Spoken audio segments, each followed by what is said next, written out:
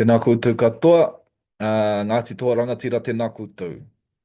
Ngai tiriti o Waitangi tēnā koutou, ko Raihania Tipoki ahau, Pākehā, i te taha taku māma, kahungunu rangi tāne rongo whakāta te mi moriori ana hoki te taha o taku pāpā, tipu ake au i Wairarapa, kei konei tonu mātou ko taku whānau e noho ana. Kia ora everybody, I'm Raihania. I run our family farm in Piri Noa, Wairarapa. I'm a part of a organization called Kuaha Limited. We deliver Treaty of Waitangi trainings, anti-racism, anti-colonialism awareness, and I'm a part of a kaupapa called Te Tāheke Roa alongside Tina Ngata and Tāwhana Chadwick, um, helping our whānau Māori understand more about European colonialism and the issues we're facing today. This is going to be a huge challenge, 12 minutes to do this presentation. Nō reira, me tere. So the first slide I've just from some of the research I've done with my own iwi here, ka hungunu ki Wairarapa, just pulled some things out of off the internet, off different research projects. So I have a contract at the moment working with the iwi. And I've got here that NASA predicts that we will hit 2 degrees above pre-industrial levels by 2040. It's 15 years' time. And at 2 degrees warming, we can expect 12 meters sea level rise. That's over a couple of centuries. Wildfires to increase by 300%, 70% higher risk of fires here in Aotearoa. 99% of coral reefs will disappear, and between 100 million and 1.5 billion climate refugees. That's the one that scares me the most. Okay, so how did we get into this mess?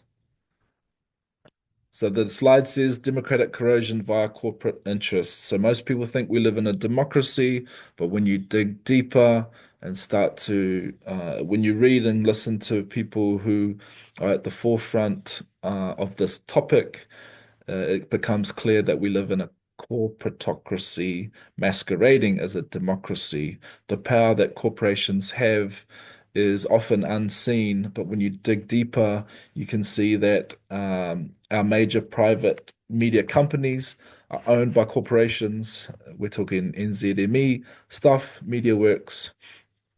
So the oil and gas interests in our media, which shapes public perception, etc., um, they have a massive influence over how our whānau here in Aotearoa understand what's going on in the world. Also, corporations purchase exclusive time with politicians to advance their interests. I won't go into that. Maybe next week we can talk about that. So, where does this idea of profit over people come from? How do we get to a place where the decisions and the power are made by the people with the money? Well, you have to go back about 500 years to some early laws. They're called papal bulls. Essentially, they're laws disseminated by the Pope, by the Vatican, via God to the European empires, European monarchs. So the political center of Europe was Rome back in the day, back in the 15th century. And they create these laws, and this is the text of one of these one of these early laws that began the expansion of the West into the so-called New World. So I'm just going to read the text, and maybe I'll just pull out some of these pieces of the text. So this is these are mandates by God. So this is God giving white Christians the ability to invade, search out, capture, vanquish Saracens, Muslims, pagans, uh, who include indigenous peoples. So just quickly, pagans, uh, peoples whose belief systems are based on the whenua and nature. So peoples who revere nature, as opposed to a god, a big human in the sky. So, and all of those people were enemies of Christ too. So, indigenous peoples, Maori, were seen as enemies of Christ. It gave these Christians the permission to put people into perpetual slavery and um, and commit genocide, essentially. But it wasn't just about the whenua, the water, and the people. It was also about power. So it was about appropriating political systems and creating new political systems. So there it says, put people into perpetual slavery and to apply and appropriate to himself and his successors the kingdoms, dukedoms, counties, principalities, dominions, possessions, and goods, and to convert them to his and their use and profit. So that entitlement to extract from the whenua and from people goes right back to these early laws.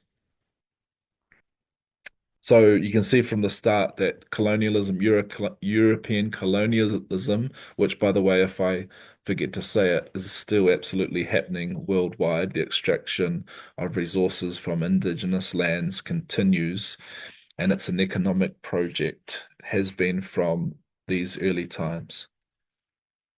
So just quickly, there was a study done in 2019 in the University College of London, and they found that the 54 million lives taken in the century between those early papal laws and the 1600, all of those lives lost caused a climatic event, a mini ice age in the northern hemisphere, and we can talk about that more next week.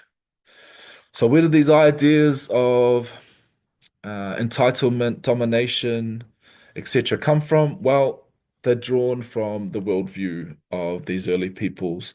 And so this is the great chain of being, um, which put God at the top, archangels, angels, the Pope, who disseminated those laws to the monarchs, and then right down to the elements, minerals, which is essentially is the whenua, demons, and then literally, if you look at that picture closely, you can see the devil in the earth. So completely different from the way that indigenous peoples view the world.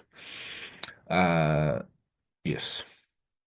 So those laws, those papal laws and philosophies, etc., come from this idea of domination. So anyone, if you're at the top, you have the uh, divine, you're it's permissible for you to dominate other people, and you can see that throughout the history of European colonialism. So these ideas were taken around the world via, through the Age of Discovery, the so-called Age of Discovery, and it got really expensive for these, Christopher Columbus and those other so-called explorers to go out and bring resources back to Europe. So they set up colonies.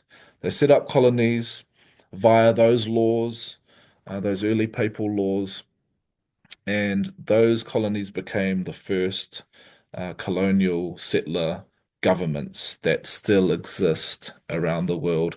And it gave those colonial settler governments, including the New Zealand settler government, the right through those laws to extract from the whenua, extract the waters, and manipulate indigenous peoples, etc., etc.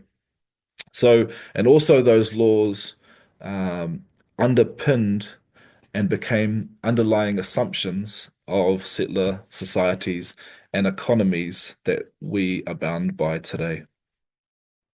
Also, just quickly, colonialism became really expensive because it wasn't just smash and grab anymore. It was smash, stay, and keep grabbing.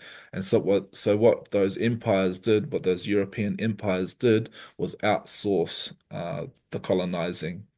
And so they outsourced it to these These are some of the companies that were created. So the earliest was the British East India Company, 1600. It was given a royal charter by the British Empire to do colonizing on their behalf. So you come right down.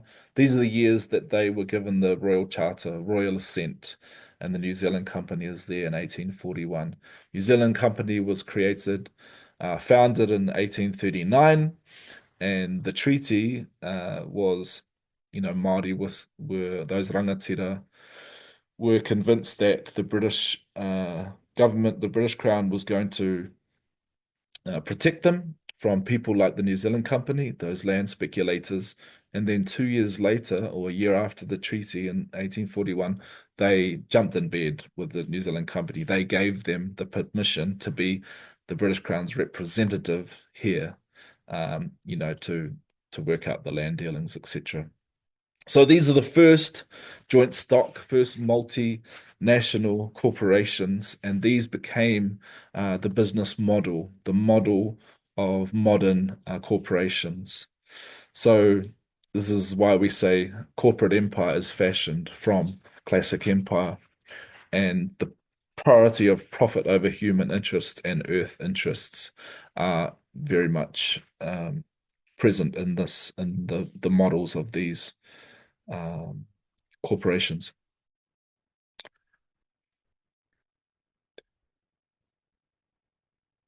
So corporations still claim that they have the right to extract and pollute in the name of profit margins.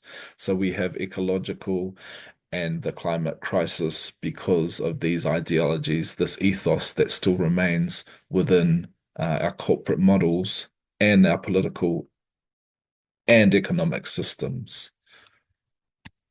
So what are we going to do? What do we need to do? Well, essentially, we need to decolonize. Need to decolonize ourselves, but more importantly, we need to decolonize our political and economic systems.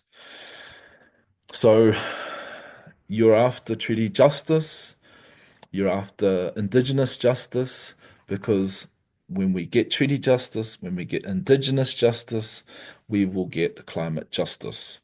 If we don't decolonize the collapse of our political systems, our economic systems, these are our global systems, ecological collapse, our societies, uh, these all things that are inevitable if we don't address the core issues that go back 500 centuries in time, but are very much still um, present in the systems uh, that we're beholden to.